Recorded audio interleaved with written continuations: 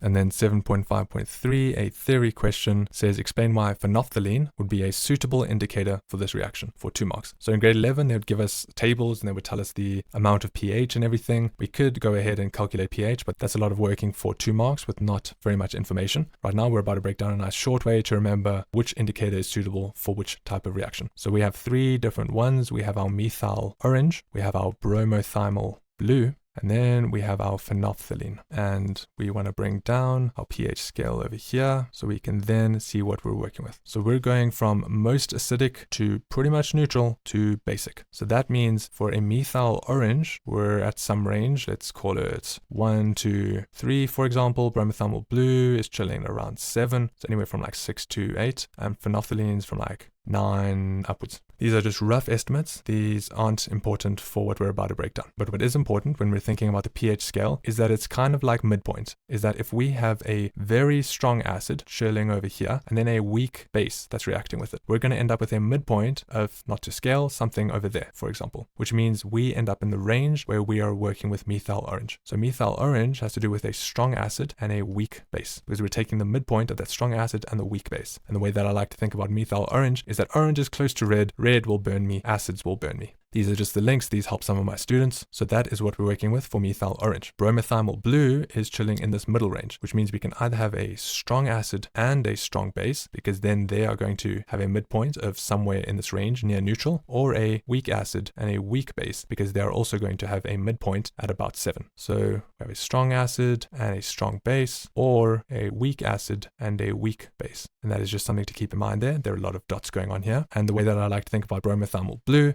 is that your pool was green, okay, but then you had to add chlorine. Chlorine is some type of acid, and then once it neutralizes and your pool is blue, it is then good to swim, which means when the water is blue, it is good to swim, it is neutral, and you can swim without any hassles, which then leads us to phenolphthalein, the last one, where we have a strong base and a weak acid, because if we have a weak acid over there and a very strong base over there, we have a midpoint over here, for example, and then we are chilling near 14, near our basic solution. And this is the explanation that they want. And the way that I remember phenolphthalein is that the most complicated word is the most basic. So it's kind of backwards in that it ends up being the most basic solution, but it is the least basic word. So most basic solution, least basic word. So that is just how I link that, which means we can then put these two words, because they said phenolphthalein is the most suitable indicator, which means we're dealing with a weak acid, our H2C2O4, and we're dealing with a strong base.